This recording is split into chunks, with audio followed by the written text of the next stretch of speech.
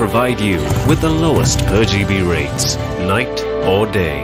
SLT 4G, driving you ever forward. Making headlines for First at 9. Buoyant talks. The Tamil National Alliance and the United National Party feel positive after discussions with the president. Giving an incentive. The government is set to lure Sri Lankan foreign exchange into the country by adopting a no questions asked policy. What's the plight? The central bank highlights the need for policy consistency to address existing fiscal imbalances and to spur economic growth over 5% of the GDP. 35 years, you have been spending 9% more than what you are earning. So where would you end up? Would you be able to run at least 5 to 6 years? Then you would be bankrupt. Another one bites the dust. A juvenile tusker killed at the Udavalava National Park. The amount of deaths outnumber the amount of births by 2 to 1. Death of a head of state. Former US President George H.W. Bush passes away.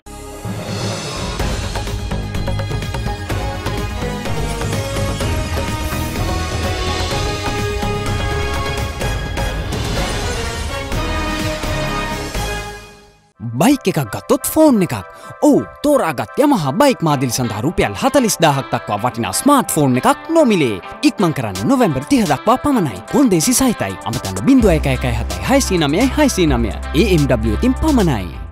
Good evening and welcome to First at 9. I'm Dhammika Kanayaka. Now let's start you off with your local stories.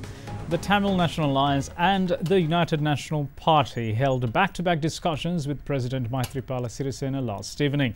Leader of the opposition, R. Sambandhan, seemed upbeat after the discussion, saying it went well and the head of state gave assurance over the final decision on the prevailing political situation in several days. In the meantime, UNP parliamentarian Akila Viraj Karyavasam also seemed buoyed by the talks with the United National Party had with the president. Members of the Tamil National Alliance led by its leader R. Sambandhan met with President Maithripala Sirisena at the Presidential Secretariat last evening.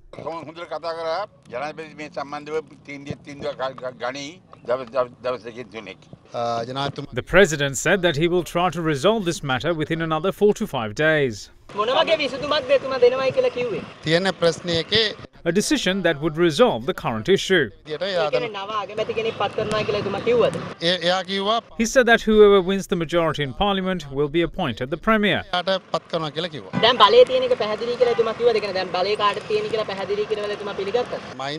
He said that Mahinda Rajapaksa clearly does not enjoy the parliamentary majority. The president expressed his willingness to take a decision on the 5th of December when a motion of no confidence against Mahinda Rajapaksa is taken up in accordance with the constitution. Following the conclusion of the meeting between the TNA and the head of state, it was the turn of the United National Party. We discussed the current political situation and future measures. No, nothing as such. We had discussions and we will reveal about them in the future. We decided to meet on Sunday for another discussion.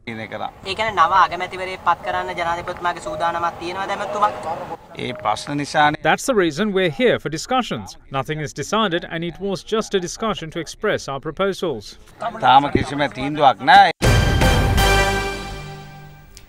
Minister of Investment Promotion and International Trade, Bandula Gunawardena, revealed the government's plans to adopt a no-questions-asked policy in a bid to lure foreign exchange currently held by Sri Lankans overseas into the country.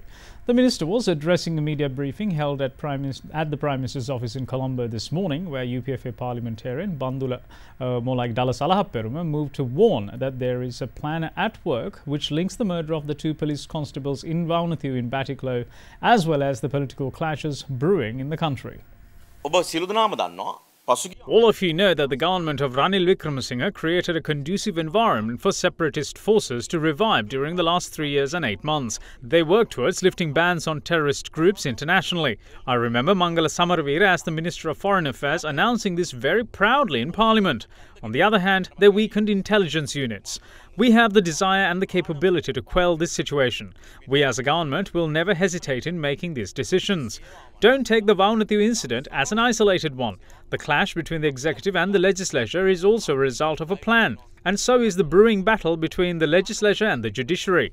අධිකරණය අතර නිර්මාණය කරන්නට බලාපොරොත්තු වෙන ගැටුමත් මේක ප්‍රතිඵලයක්.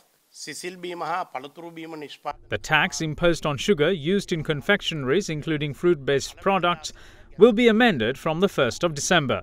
Those industries were on the verge of collapse by the end of the year. The sugar industrials who were overjoyed by these amendments promised to uplift the industry with these concessions. As the Minister of Investment Promotion, I'm preparing the necessary documents to be submitted to the Ministry of Finance with plans to curb the depreciation of the rupee. The Economic Research Unit has estimated that Sri Lankans are holding their money in foreign countries amounting to $8 to $10 billion. All our reserves amount to $8 billion.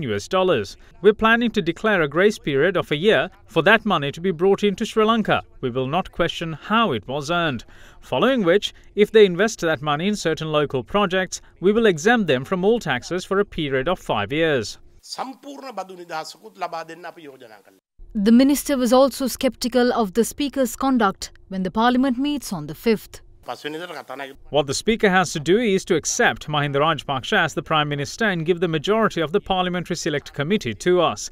That's where it should start, because there should be a starting point. Now, various protests were held and petitions were signed during yesterday and today demanding an immediate general election. These protests demanding elections have become a common feature in recent days, and chief incumbent of the Bellangwila Temple, Venerable Dr. Bellangwila Dhammaratanathera, also heralded similar sentiment yesterday. Protests were organised in various parts of the island demanding an immediate election in order to salvage the country from the current political impasse.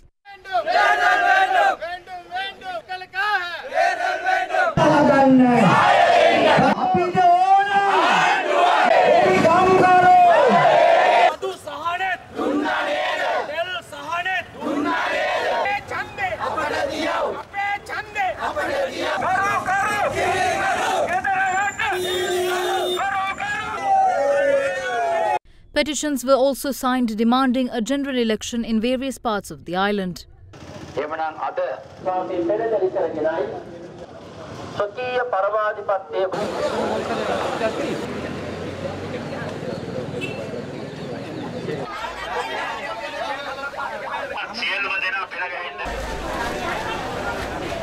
A satyagraha was launched and an offering was made at the premises of the Buddhist Centre in Mathirigiriya yesterday in expectation of an expeditious election.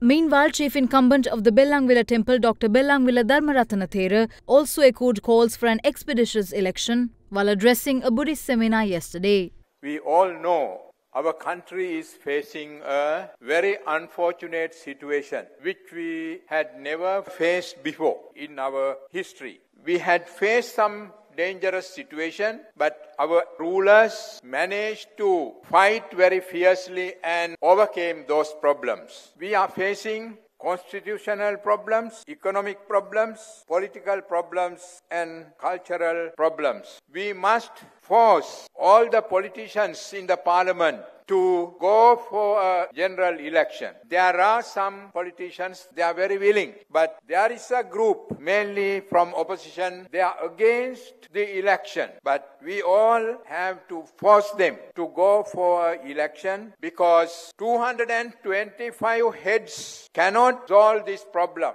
Today, our people are not so stupid. I have some confidence they will choose right people to be parliament members when there is an election. Now, Minister of Buddha Sasana Udaya Gammampila states that being a minority government will not worry them and it does not in any way obstruct them from forming a government in the country. The minister made the statement while addressing a rally in Maharagama this afternoon. They say they got the majority and that they passed the motion with 122 votes in favour. So what? We're a minority government. We're here only to move forward, not backwards. Who wants Ranil Wickremesinghe back in power? Dambarami Thera, who is here to promote Buddha Sasana, took 95,000 rupees per month to promote Litro. He is currently engaged in a satyagraha asking Ranil back to power because there is 95,000 rupee arrears for the past month. More than anyone else, it is the JVP who wants Ranil back. When Ranil was attacked, it was the international community who felt the pain. It is the international community who protects Ranil. Ranil failed to act according to their agenda as promised. Rulers of the West try to make the executive and the judiciary dance to their tunes. They cannot buy our judiciary for money, and the destiny of this country will not be put in danger by the judiciary.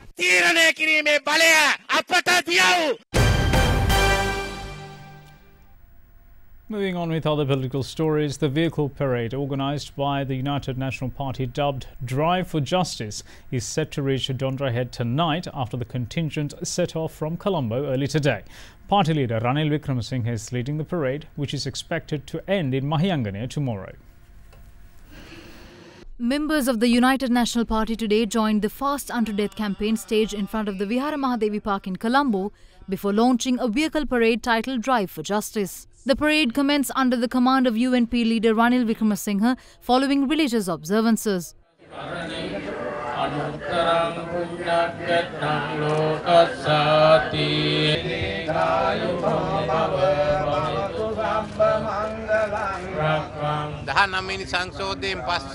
With the enactment of the 19th Amendment, it's the people's supremacy that prevails. The President must work according to that. We can't remain silent if it is breached.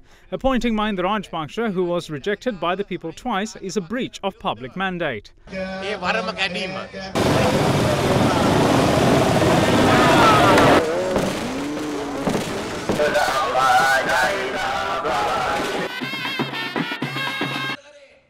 The vehicle parade reached Kalutara, where a public gathering was organised. I was called and given a ministerial portfolio. State Minister is a good position, but positions are not what I'm worried about. We can't let democracy be affected. I did not accept even a cent, and that is why I returned to the UNP without a problem. The parade is set to reach Dondra Head tonight after passing Gaul, Matara and Waligama.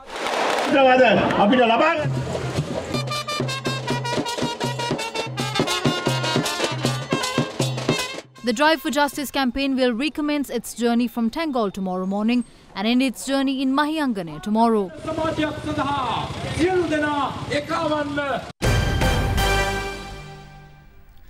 The remains of the two police constables murdered in Vaunathu while on duty yesterday was brought to their respective residences today.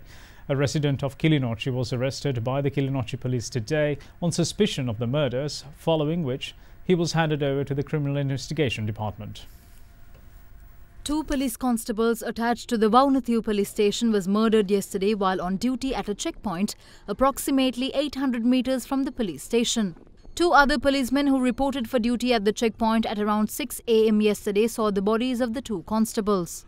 The victims were identified as 35-year-old Constable Niroshan Indika Prasanna and 28-year-old Constable Ganesh Dinesh.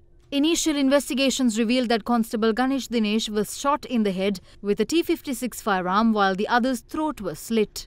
Investigations also revealed that Constable Indika Prasanna wrestled his assailants before his throat being slit.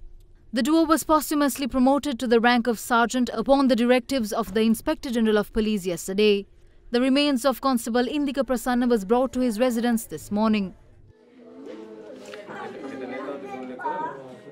Meanwhile, the remains of Constable Ganesh Dinesh was brought to his residence last night.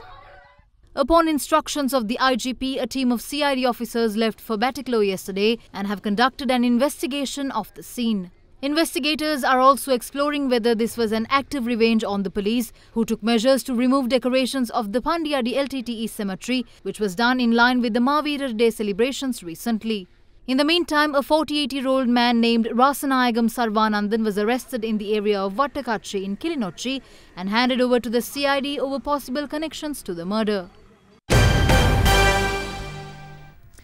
A special Gazette notification extending the term of the Presidential Commission of Inquiry probing Sri Lankan Airlines, Sri Lankan Catering Limited and Mihin Lanka was issued by President Maithripala Sirisena.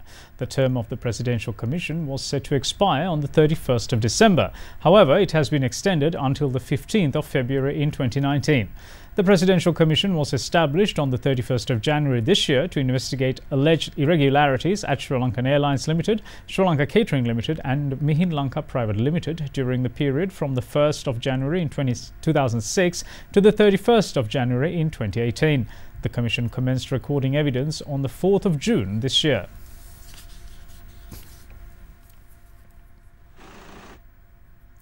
We are going to move in for a short commercial break. Stay tuned.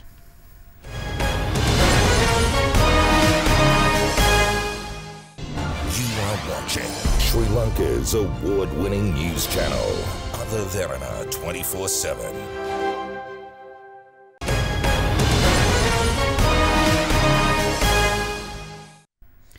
Welcome back. You're watching First at 9. Now we're going to turn our attention to a tragic incident. The elephant population in Sri Lanka is now one elephant light as a tusker was shot dead within the Udavalava National Park this morning. The animal was only 8 years of age. Given the latest blow to the country's precious elephant population, First at 9 spoke to environmentalist Jagat Gunawardena, who cautioned that the number of elephant deaths outnumber birds, which could lead to the extinction of the species. A body of an 8-year-old tusker was discovered by officials of the Udavalava Elephant Transit Home this morning. The elephant had been sighted at about 2 p.m. yesterday, roaming outside the national park, and the officials had taken measures to guide it back to the park. The juvenile tusker had gone missing once more, which led to wildlife officials to check the area in which the animal was found dead. But the tusker was not in that area during the initial search. Later in the morning, they had received information that the tusker is found dead. The post-mortem of the giant was conducted today by the veterinarian of the Elephant Transit Home, Malaka Abewardena. Director General of the Department of Wildlife Conservation, M.J. Surya Bandara, said that a team has been appointed to investigate the killing and a complaint has also been lodged with the Udavalava police. Elephants do not reproduce fast as the gestation period of the female Asian elephant is between 19 and 22 months, and even then they only give birth to one calf. According to environmentalist Jagat Gunawardena, the number of deaths outnumber the rate of births, posing a threat of extinction. It is seen that every year nearly 200 or more elephants are killed by human activities, and it has been estimated that the birth rate of the elephant is about 100 calves per annum in Sri Lanka. Therefore, it is very clear that the amount of deaths outnumber the amount of births by 2 to 1, and this shows a downward trend in the population of the elephants in Sri Lanka. The Asian elephant is an endangered animal throughout the world, and it is only found in 13 countries including Sri Lanka, and therefore the protection and the conservation of the Asian elephant population in Sri Lanka, which of course is of a distinct subspecies, is of paramount importance for the conservation efforts of this country. Therefore, conserving the elephant has to be carried out in a more comprehensive manner, with all the departments and other authorities taking together some responsibility in trying to protect the elephant as well as their habitats.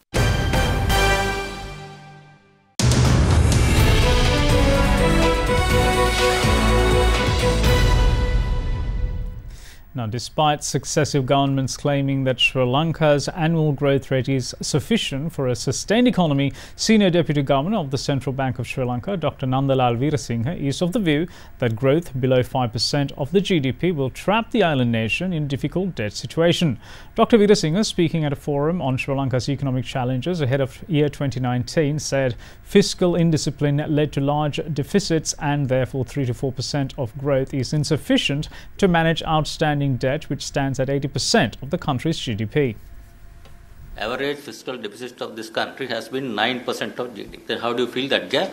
Is by borrowing. 35 years you have been spending 9% more than what you are earning. So where would you end up?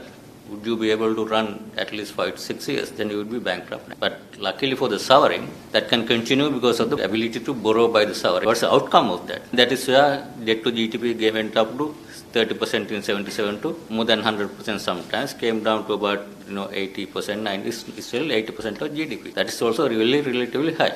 fiscal indiscipline has created large fiscal deficits, and as a result of this large borrowings by the government, interest rates have been high, and at the same time, the inflation also has been high. Any country which is running large fiscal deficit persistently, no one can have, it's difficult to maintain a low inflation unless you allow interest rates to skyrocket. If you allow interest rates to skyrocket, and when you have successive governments which would not discipline or curtail or bring down their expenditure or balance their budgets, then obviously it will exaggerate the situation. As a result, countries now also running a large deficit. I am not blaming any government. 1977 onwards now, for example, 1977 to 1980, when the accelerated Mahavali development program, fiscal deficits were sometimes 16% of GDP. Inflation was 28%. Likewise, some years when the war was going on, fiscal deficits were more than 10% of GDP. Current account deficit was 8% of GDP. As a result, we had to borrow a lot. We are now end up with a large external debt by the country and large public debt by the government. It is not easy situation, but I would say it is a manageable situation. There are ways and means that we can manage it. But for that to happen, need to have a consistent economic policies which are aimed at maintaining fiscal stability. The senior deputy governor of Sri Lanka's central bank also pointed out that it is urgently necessary to expand foreign exchange earnings sectors in order to have a stable currency that supports to sustainable economy, which thereby addresses existing fiscal imbalances. So when people complain, currency is depreciating at a historical high, you have to understand the reason. The reason is that we have been running large current account deficits and large fiscal deficits. So interest rates and exchange rate is an outcome of those policies. Unless country earns more foreign exchange than what we earn, currency will anyway depreciate over medium to long term. And how does political stability Political stability is basically, the lack of political stability means the government cannot make decisions. Say, part of the occasion, if we think tourism is the sector that can generate higher growth compared to another sector, given the potential. So, for the tourism to grow, what do you need? That's a simple answer.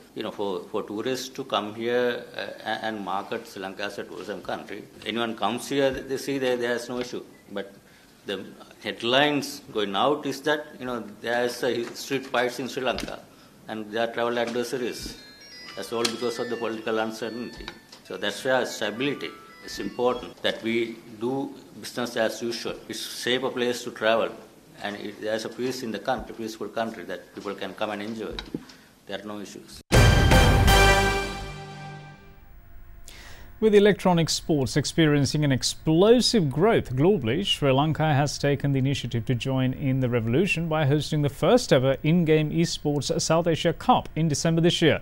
Industry experts believe this would be the first step in working towards transforming Sri Lanka into South Asia's eSports hub, an industry that is projected to generate over $1 billion globally in the next 2 years.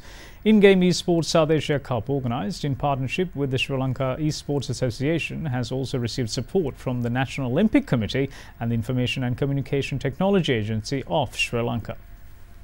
According to international market research reports, the global esports market was valued at nearly $500 million last year and is expected to reach over $2.1 billion by 2023. This year, the market is estimated to generate revenue over $900 million globally. As Sri Lanka eyes to secure a share of this lucrative global industry, the Information and Communication Technology Agency of Sri Lanka believes the country will gain massive exposure by hosting the inaugural in-game eSports South Asia Cup from December 7th to the 9th. So when you're looking at 2022, it's a couple of $1 billion industry is going to be globally and is growing rapidly. We are looking at $5 billion exports on ICT sector. And we make Sri Lanka as a hub for esports. That can be for Asia, it can be for global. So this is, I think, a good opportunity from a development aspect for the nation, as well as money generation for the nation. And also we are talking about in the education sector, these technologies can be taken into the school, create things, generate things. And after that, we are looking at total ecosystem, creating IT companies, or we can look at IT startup companies coming in, and end of the day it will add to the national economy. It can be a percentage of our GDP as well. I won't be surprised another 3-4 years down the line when you look back. And if you really do the right things, it can contribute in a bigger way to our GDP as well.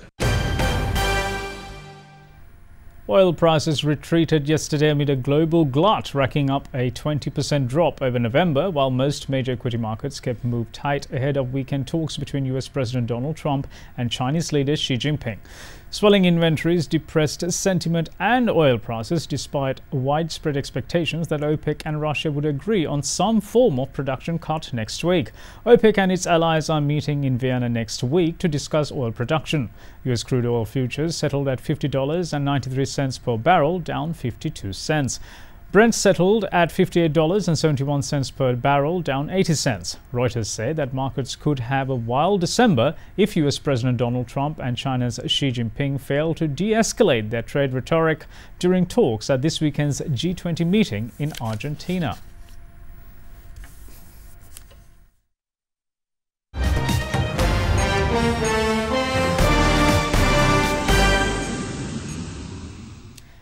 Time to look at news from around the world, and it is the G20. World leaders have held the opening session of their annual G20 summit with any number of disputes and disagreements on the table. Host President Argentina's Mauricio Macri said the solution was dialogue, dialogue and dialogue, and called for a clear message of shared responsibility. But US President Donald Trump has already cancelled meeting Vladimir Putin of Russia over Ukraine. G20 summit is also a test for Saudi Arabia's Crown Prince Mohammed bin Salman to see who would snub him. Saudi's de facto ruler Crown Prince Mohammed was sidelined during the official family photo of world leaders and other dignitaries at the Group of 20 summit, standing at the far edge of the group portrait and ignored. His presence at the international summit has been contentious following the killing of Saudi journalist Jamal Khashoggi at a Saudi consulate in Istanbul in October.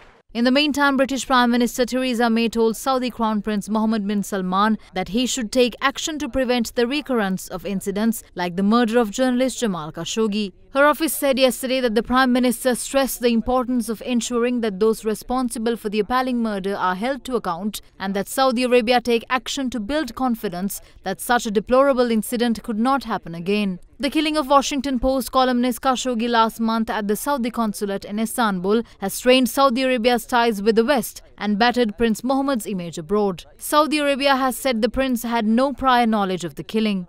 Meanwhile, Russian President Vladimir Putin and Saudi Arabia's Crown Prince Mohammed bin Salman shared a joke at the G20 summit yesterday, laughing heartily as they took seats next to each other in the main meeting room. Russia's seizure of Ukrainian vessels and their crew last Sunday near Crimea has raised fears in the West of a wider conflict between the two countries. Russia said the ships were illegally entering Russian waters, which Ukraine denies. European Council President Donald Tusk told the summit the European Union would extend its economic sanctions on Moscow next month because of the incident. US President Donald Trump cancelled his planned meetings with Putin over the crisis. Putin and the Saudi Crown Prince are due to hold a bilateral meeting this afternoon, which all markets will be watching closely for any sign of a breakthrough in a deal for Russia to participate in a production cut by the OPEC oil cartel next month. You are watching Sri Lanka's premier news channel, Derana 24/7.